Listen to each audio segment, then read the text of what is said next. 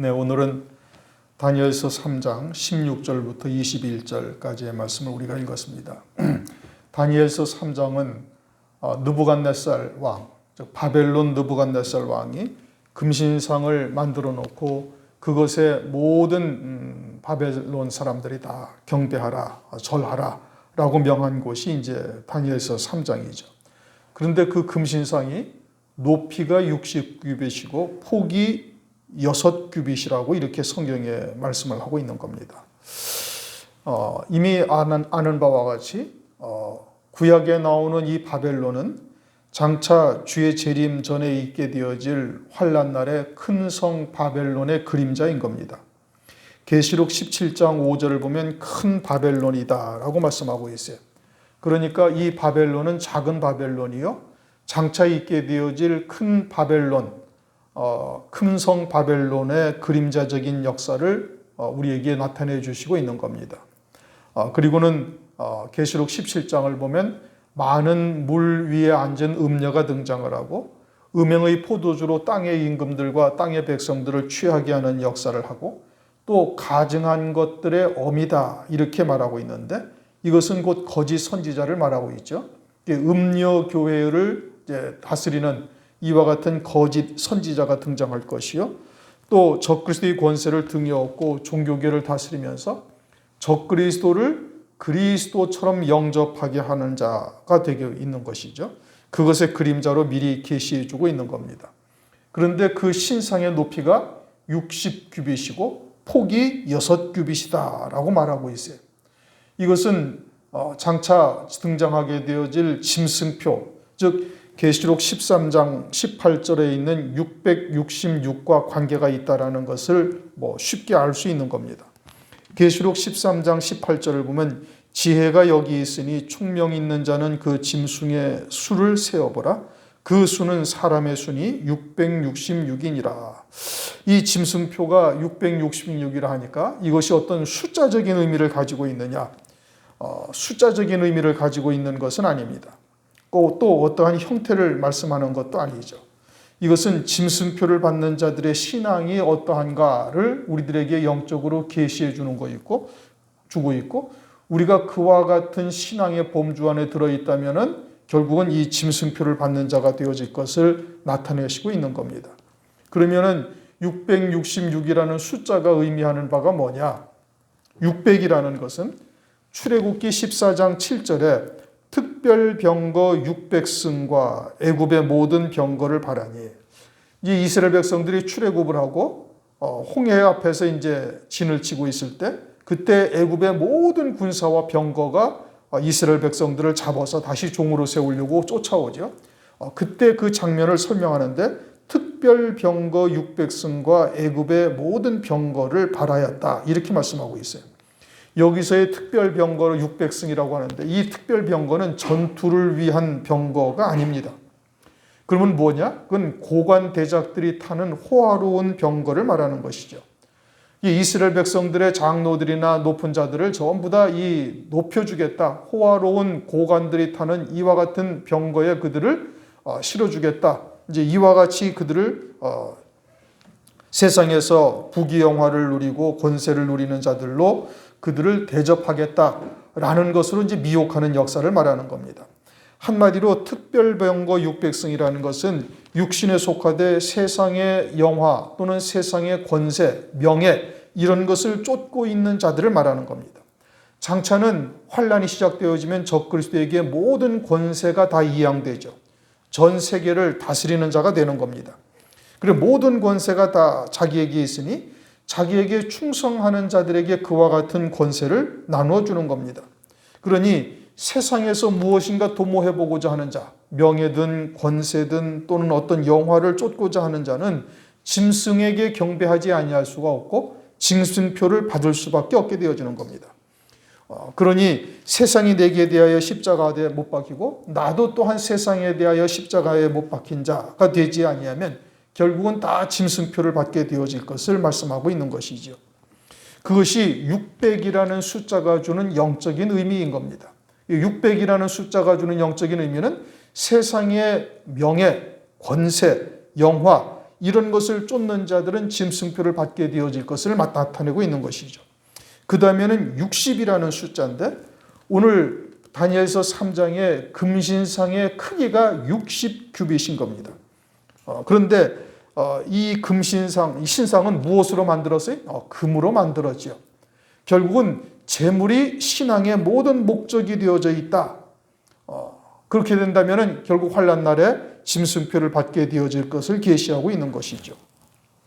오늘날 마귀가 주장하는 이 세상은 점점 재물에 치우칠 수밖에 없도록 이끌어가고 있습니다. 돈이 모든 것들의 척도가 되고 있는 것이 오늘날 우리가 보고 있죠. 세상은 점점 안락하고 편안하게 만들어가고 있고 그것을 누리기 위해서는 재물이 필수적인 것이 되죠. 그러니까 어떤 사람들은 회사가 끝나면 사이드 잡으로 다른 일까지 하면서 이 재물을 모든 삶의 목적을 거기에 두게 하는 겁니다. 그리스도인들도 역시 거기서 예외가 될 수 없이 세상에 주는 안락함에 빠져가지고 재물을 위한 신앙으로 전락하고 있는 하나님의 백성들이 거의 대부분인 겁니다. 신앙의 모든 목적이 어디에 있어요? 재물을 얻는 것에 있어요. 기도의 제목이 그러하고 예배의 목적이 그러하고 헌신하는 모든 것이 다 재물을 위해서 하고 있는 것으로 오늘날 일반적으로 다 볼 수가 있는 겁니다. 하나님께서 우리를 구원해 주시고 하늘의 영원한 영광을 예비해 놓으시고 그와 같은 걸로 인도하시는 하나님의 은혜를 생각하고 감사하며 헌신하는 것이 아니라 재물을 위해서 감사하고 재물을 위해서 헌신하고 재물을 위해서 예배를 드리는 이와 같은 신앙으로 변질되고 있는 겁니다. 그것은 하나님과 재물을 겸하여 섬기는 자요. 그들은 반드시 짐승표를 받게 되어질 것을 말씀하고 있는 것이지요.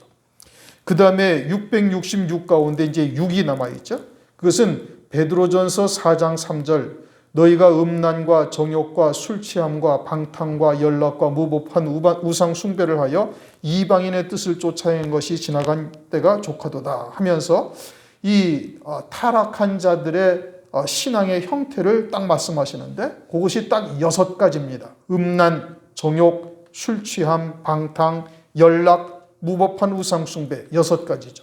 그 가운데 연락이라는 것은 누가복음 16장에 호화로에 연락하던 부자가 죽어서 음부에 떨어지는데 그러니까 그 부자는 호화로에 연락하다가 음부에 떨어진 것이죠. 이처럼 이와 같은 신앙의 사람들이 짐승표를 받게 되어질 것을 말씀하고 있어요.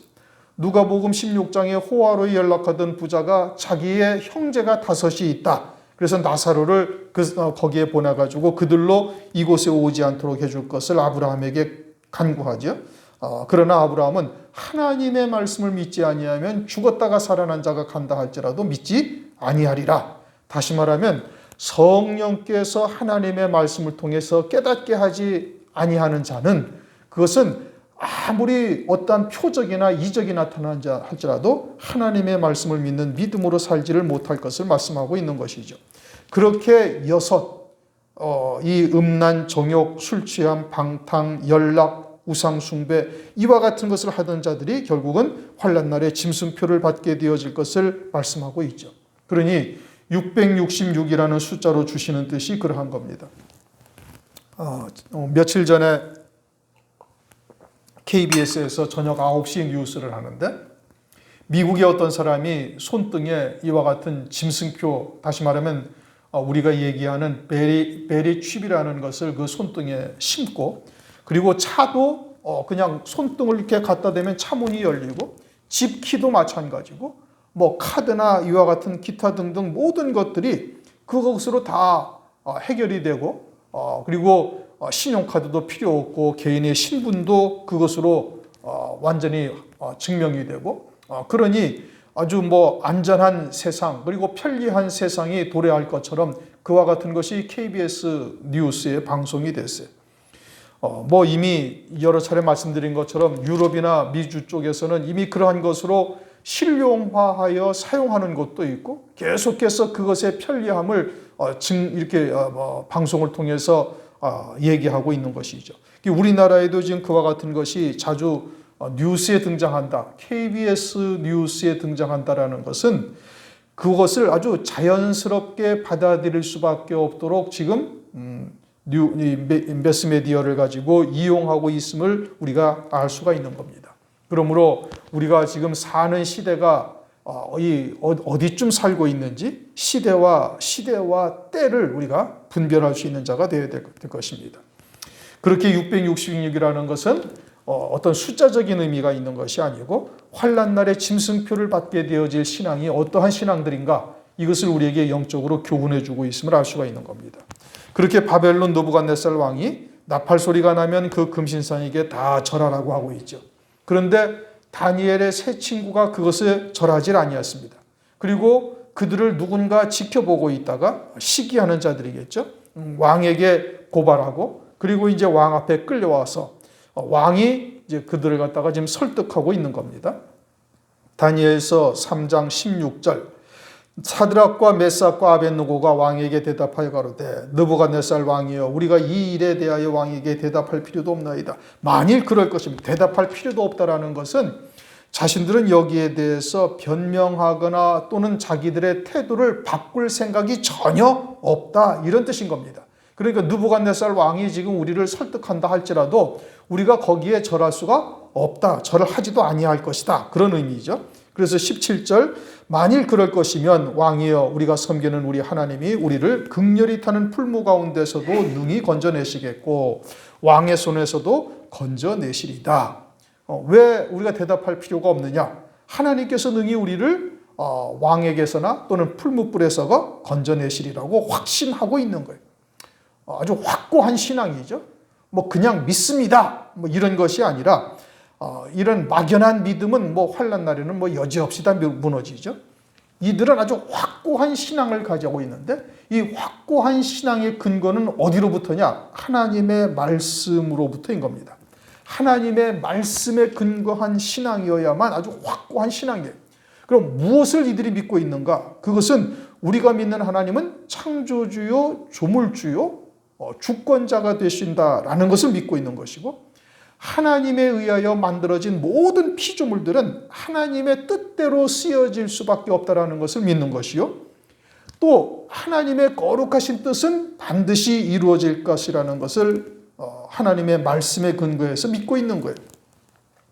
골로새서를 우리가 상고했는데 골로새서 1장 15절 16절에 이렇게 말씀하셔요.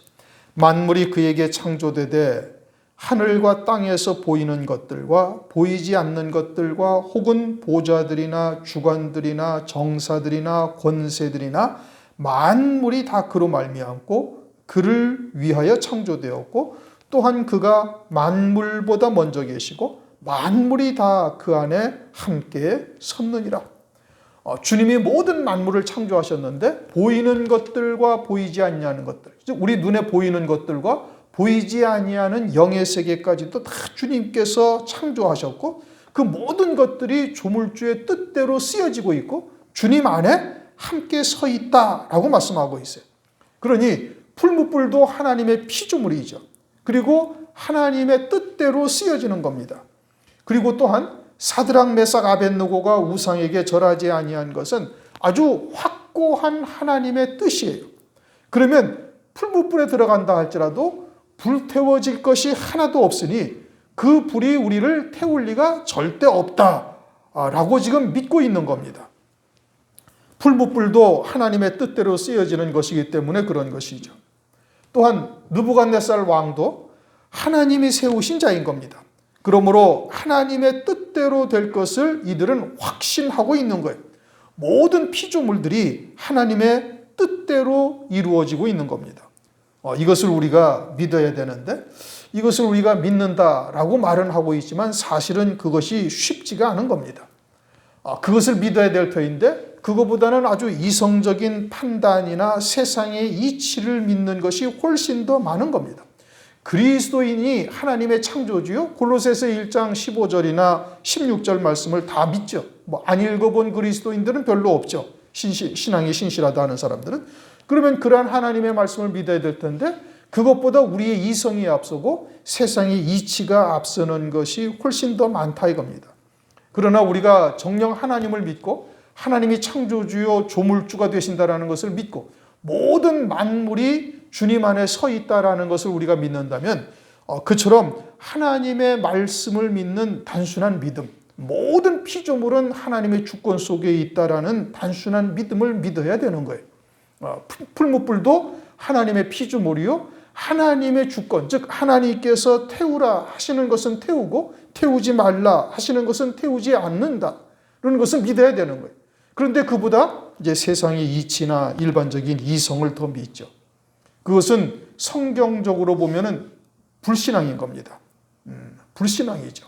하나님께서 태우라 하는 것만 태우는 것이 아니라 그저 모든 것이 다 탄다라고 생각을 한다면 그건 하나님의 말씀을 믿는 것이 아니에요.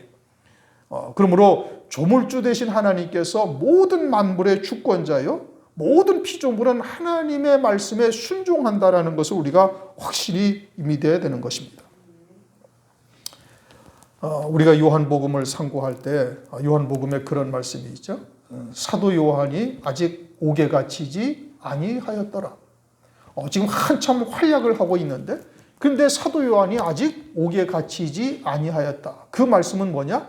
하나님의 사명이 아직 사도 요한에게 남아있으니 옥에 갇히지 아니하였던 것이고, 그와 같이 사도 요한이 옥에 갇히는 것이나 이 땅에서 그 사역을 감당하는 것이나 다 하나님의 주권 속에서 있다라는 것을 우리가 믿어야 되는 것이죠. 그러므로 우리에게 내게 사명이 있다란다면은 극렬히 타는 풀무불 가운데 던져진 자 할지라도 하나님께서 그 풀무불 속에서도 우리를 구원해내실 것을 믿을 수가 있는 것이죠. 모든 피조물은 하나님의 뜻대로 쓰여진다라는 사실을 우리가 확신해야 되는 겁니다. 세상의 논리나 세상의 이치나 또는 우리의 이성을 따라서 믿어서는 아니 되는 거예요. 그것은 절대 믿음이 아닌 겁니다. 그것은 환난 날에 망하는 길에 들어서는 겁니다. 22절을 보면은 다니엘서 3장 22절을 보면 불에 던져놓는 용사들이 타 죽었죠. 그리고는 25절을 보면은 불 가운데 네 사람이 걸어다니고 있어요. 누가 걸어다녀요? 주님이 함께 하셔서 주님이 걸어다니시고 있는 겁니다.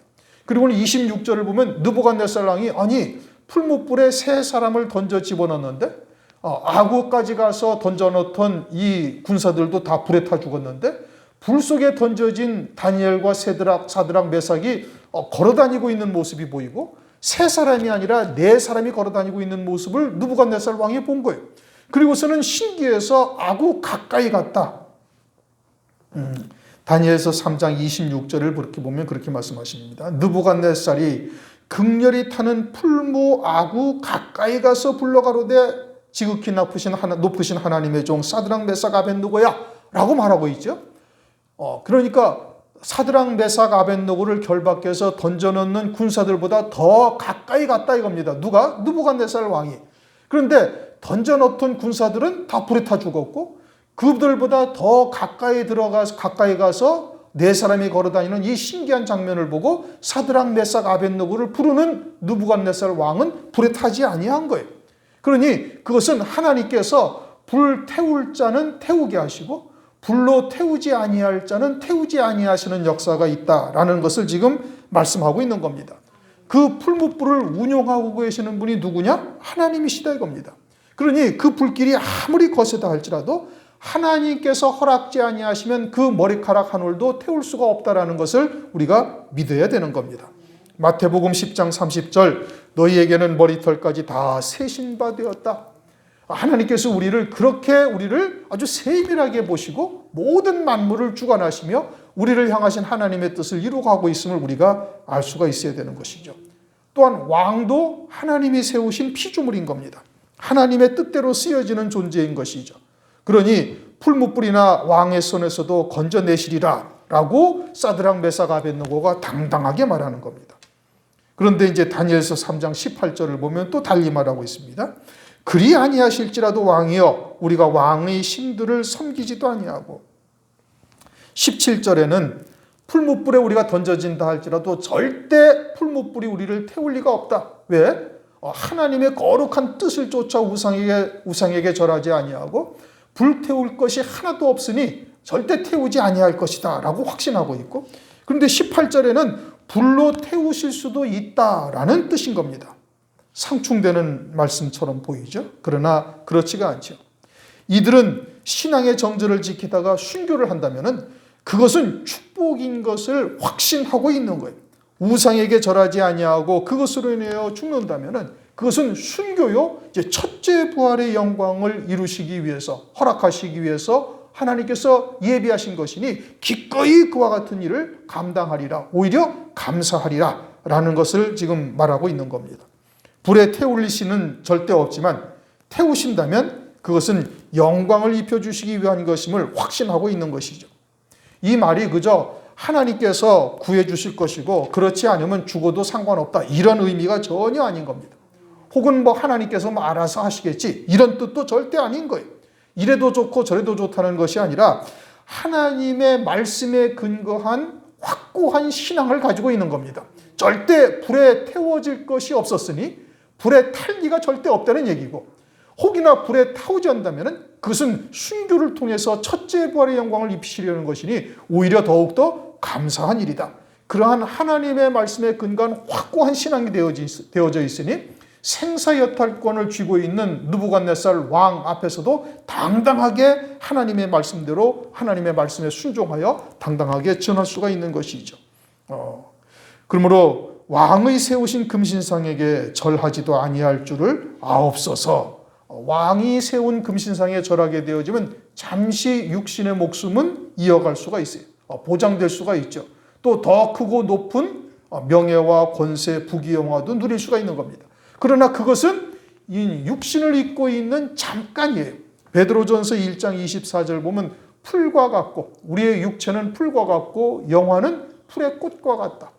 야고보서 4장을 보면 아침에 있다가 잠깐 있다가 사라질 안개와 같다.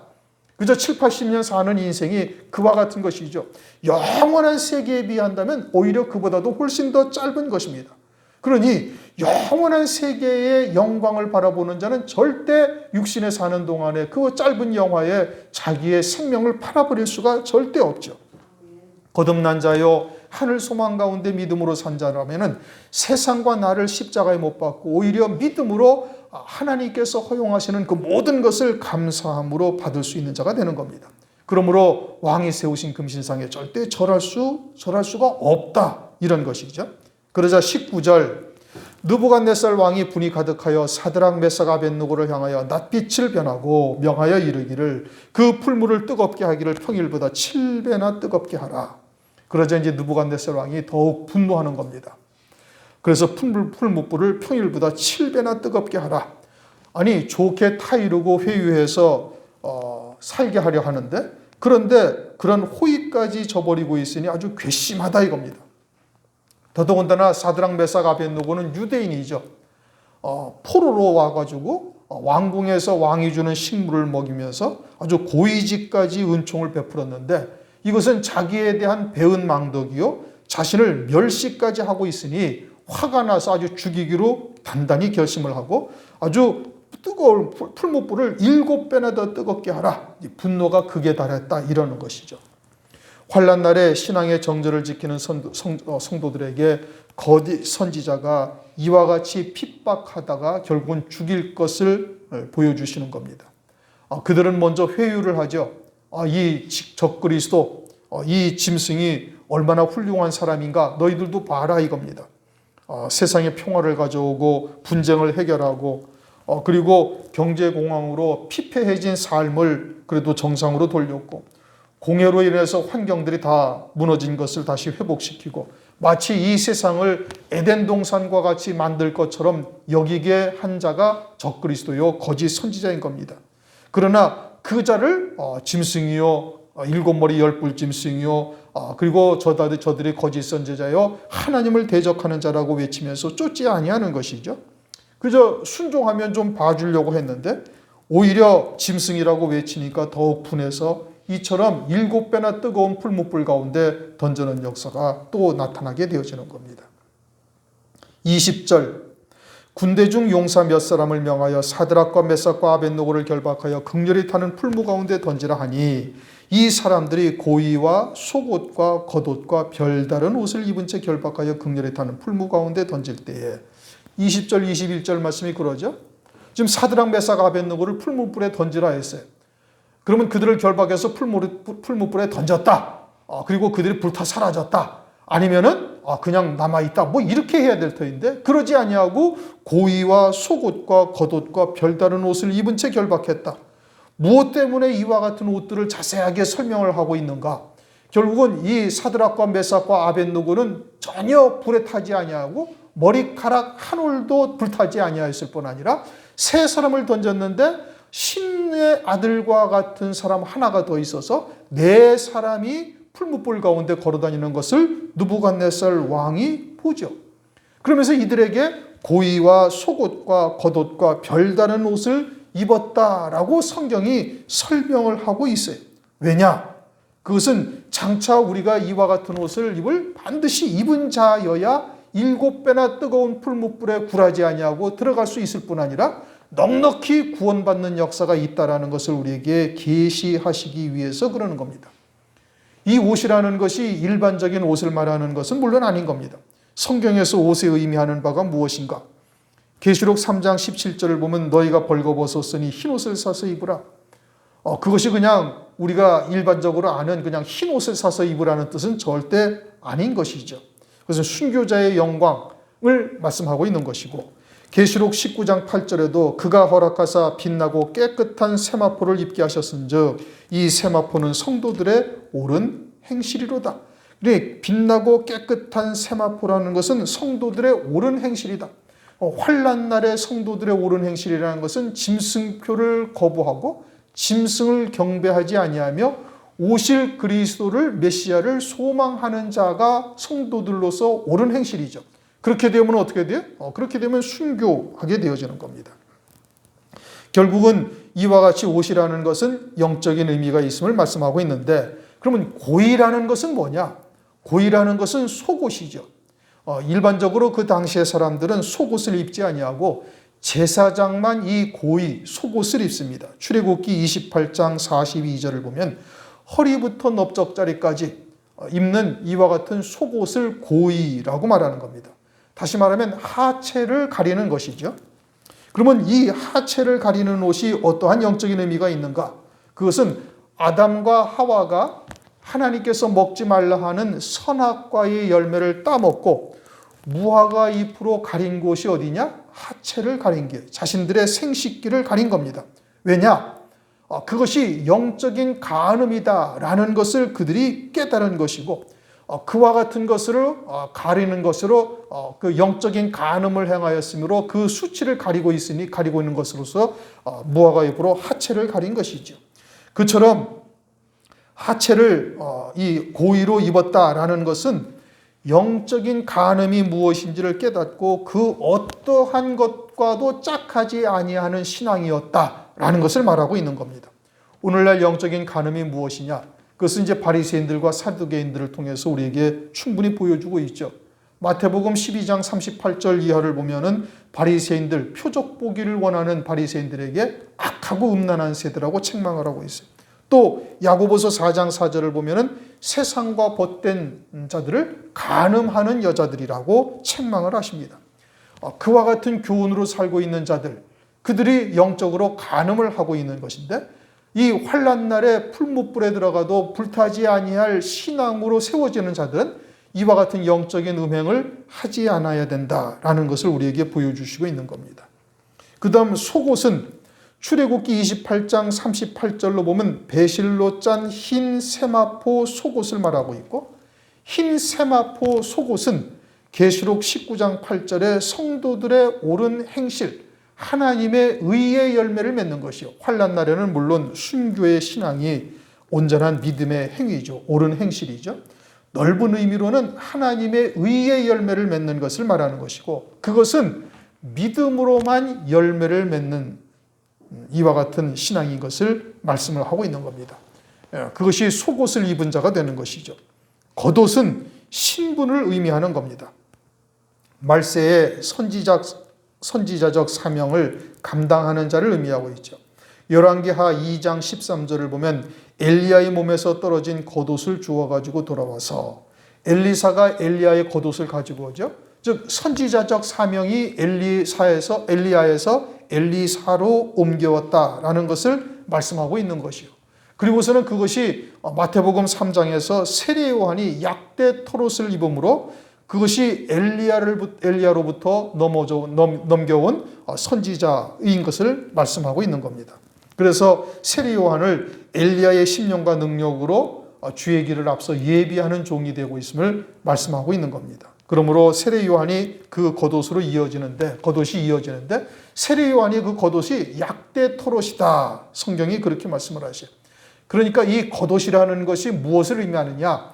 약대 토롯과 같은 겉옷인 것을 오늘날 점진적으로 구체적으로 우리에게 말씀해 주고 있는데, 약대는 낙타죠. 낙타는 뜨거운 사막을 물 없이도 여러 날을 걸어갈 수가 있어요. 왜요? 그 안에 있는 아주 물주머니가 있기 때문에 그러는 것이고, 그 물주머니는 바깥의 온도와 달리 아주 시원한 물통의 물로 유지되어서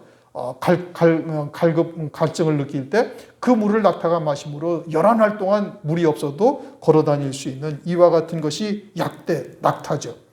다시 말하면 뜨거운 환난은, 광야의 환난과 같은 뜨거운 환난을 능히 이기게 하는 생수와 같은 말씀, 즉 적그리스도의 환난이 장차 있게 되어지는 것은 하나님께서 그들에게 권세를 주셔서 신실한 성도들로 하여금 죽임당하게 하사 순교케 하사 첫째 부활의 영광 어린 양의 아내로 세우시게 하시는 그와 같은 역사, 은혜요 사랑이라는 것을 깨닫게 되어진다면 도리어 환난이 소망이 되어지고 기대되어지는 역사라는 것을 나타내고 있는데, 그와 같은 하나님의 말씀이 생수와 같은 하나님의 생명수가 되는 것이죠. 그렇처럼 환난 날에 이와 같은 겉옷을 입은 자여야만 하나님의 종으로 쓰임받게 되어지는 겁니다. 환난 날의 종들은 환난 날이 되기 전에 살아계신 하나님께서 이마에 그 인을 치시는데, 오늘날 그와 같이 인을 치시는 시간이 되고 있는 것이죠. 이 이마에 인을 친다라는 것은 그러한 환난으로 이루실 하나님의 구원의 뜻을 온전히 깨닫게 하는 역사를 말씀하고 있는 겁니다. 그러므로 환난 날에 사역할 종들, 이제 14만 4천의 종으로서 1260일 동안 예언할 종들은 그와 같이 환난으로 이루실 하나님의 구원의 말씀을 깨닫고 믿음으로 받는 자여야만 되는 거예요. 호세아서 4장 6절이나 9절을 보면 내 백성이 지식이 없음으로 망한다 말씀하시고, 이제 환난이 되면은 제사장이나 백성이나 일반이다. 환난을 통해서 이루실 하나님의 말씀을 알지를 못하니까 뭐 제사장이나 백성이나 다 일반이다. 이렇게 말씀을 하고 있죠. 그러므로 이 겉옷이라는 것은 환난 날에 이루실 하나님의 구원의 말씀, 약대 토롯과 같은 생수와 같은 하나님의 말씀을 가져야 된다라는 것을 말씀하고 있는 겁니다. 그건 순교하는 성도든 또는 1260일 동안 주의 재림의 예비하는 두 증인이든 다 그와 같은 하나님의 말씀으로 세워져야 할 것을 말씀하고 있죠. 그 다음에는 별다른 옷이다 이렇게 말씀을 하셔요. 여기서 별다른 옷이라는 것은 제사장의 옷인데 이것은 에봇을 의미하는 겁니다. 제사장의 의복이 따로 있죠. 제사장의 의복을 다 입고 난 다음에 에봇, 견대와 같은 것으로서 그 위에 걸쳐 입는 제사장의 옷이죠. 그 제사장의 이 특별한 옷이라는 것은 무엇이냐? 그것은 자기 자신이 먼저 제물이 되었다라는 것을 나타내고 있는 겁니다. 율법에 의하면 제사장은 제사를 드릴 때 먼저 자신을 위해서 번제와 속죄의 제사를 드리고 그리고서야 제사장의 직무를 행할 수가 있게 되어져 있어요. 그러니 별다른 옷, 즉 이와 같은 제사장들의 옷을 입었다라는 것은 자신이 하나님 앞에 산 제물로 온전히 바쳐진 자가 되었다라는 것을 말씀을 하고 있는 겁니다. 그와 같이 순교의 신앙에 서 있는 자여야 환난 날에 7배나 뜨거운 풀무불과 같은 것을 전혀 겁내지 아니하고 두려워하지 아니하고 풀무불에 들어간다 할지라도 태울 것이 없다라는 것을 확신할 뿐 아니라 오히려 그와 같은 풀무불에 불타지는다면 그것은 더 큰 영광을 입히시기 위한 것이니 기꺼이 감당하며 들어갈 수 있는 자가 되고 있음을 말씀하고 있는 겁니다. 그리고는 25절에 보면은 신의 아들과 같은 한 분과 함께 다니고 있다 이렇게 말하고 있죠. 계시록 3장 4절을 보면 흰옷을 입고 나와 함께 다닌다. 사대 교회에 주님께서 그렇게 말씀하셔요. 흰옷을 입었다라는 것은 이미 순교의 신앙을 넘어선 자들이 되는 것이고 순교의 신앙을 넘어선 자들이 환난 날에 주님과 함께 다니면서 예언의 권세를 가지고 예언의 말씀을 증거하게 되어지죠.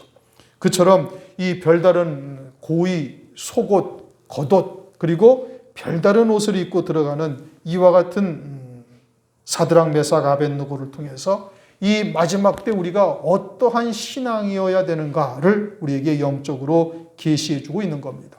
오늘날 이 마지막 때 우리가 입어야 할 옷들, 다시 말하면 우리가 어떠한 영적인 신앙을 가져야 되는 것인가, 이것을 영적인 면에서 우리들에게 계시해 주고 있는 겁니다.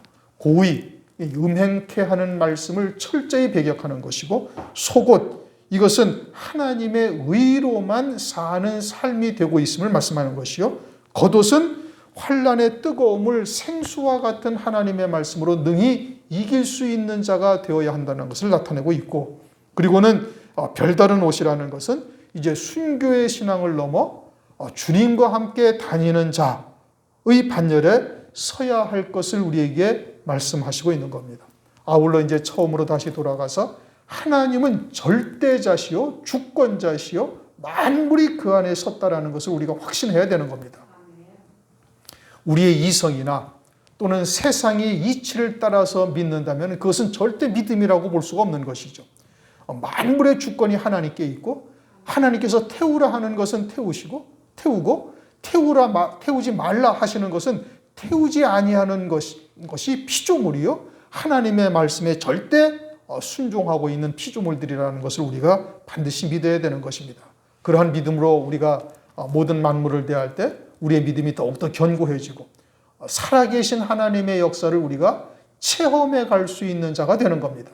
왜 우리가 살아계신 하나님을 체험하지 못하고 있는가? 그것은 우리가 이성적인 믿음을 믿음이라고 생각하고 있는 거예요. 세상의 이치를 쫓아 그저 물이 높은 데서 아래로 흘러가는 것이 당연할 것이고, 그것이 하나님의 뜻이라고만 생각하고 있다면 그것은 절대 믿음으로 살고 있는 자가 아닌 겁니다. 모든 피조물의 주권은 하나님께 있다는 사실을 우리가 절대 믿어야 되는 것이고, 하나님께서 원하시는 것은 태울 수도 있고, 또 원치 아니하시는 것은 불태우지 아니하는 이와 같은 역사가 있다는 것을 우리가 믿을 수 있어야 되는 겁니다. 하나님의 절대 조건을 믿고, 그리고 그런 하나님의 말씀에 의하여 붙들려 사는 이와 같은 신앙이 되시기를 주님의 이름으로 축원합니다. 기도하겠습니다. 하나님 아버지, 감사합니다. 오늘도 다니엘서 3장 말씀을 통해서 다니엘의 세 친구가 풀무불에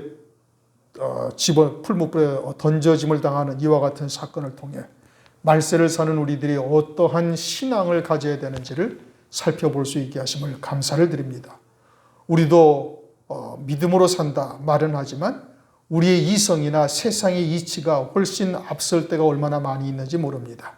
그와 같은 불신앙적 요소들을 철저히 배격하게 하시고, 오직 하나님의 말씀을 믿는 믿음이요, 하나님의 절대 주권이 모든 피조물들을 붙들고 있음을 확신하는 자 될 수 있도록 역사하여 주시옵소서. 또한 사드락, 메삭, 아벳느고가 이처럼 고의와 즉 속옷, 그 다음에 또 겉옷, 별다른 옷을 입은 것이 우리들에게 무엇을 의미하는지를 깨닫게 하시니 감사를 드립니다. 그처럼 음행케 하는 말씀을 철저히 버릴 수 있게 하시고 하나님의 의로만 사는 저희들 될 수 있도록 은혜를 더하여 주시며, 생수와 같은 뜨거움을 넉넉히 이길 수 있는 생수와 같은 말씀으로 채워주시옵고, 그 다음에 제사장과 같이 하나님 앞에 산제사, 산제물로 드려지는 자가 될 뿐 아니라 환난 날에 주의 앞길을 예비하는 종들로서도 쓰임받을 수 있도록 역사하여 주옵소서. 예수 그리스도의 이름으로 감사하며 기도드리옵나이다. 아멘. 하늘에 계신 우리 아버지여, 이름이 거룩히 여김을 받으시오며 나라의 마옵시며 뜻이 하늘에서 이룬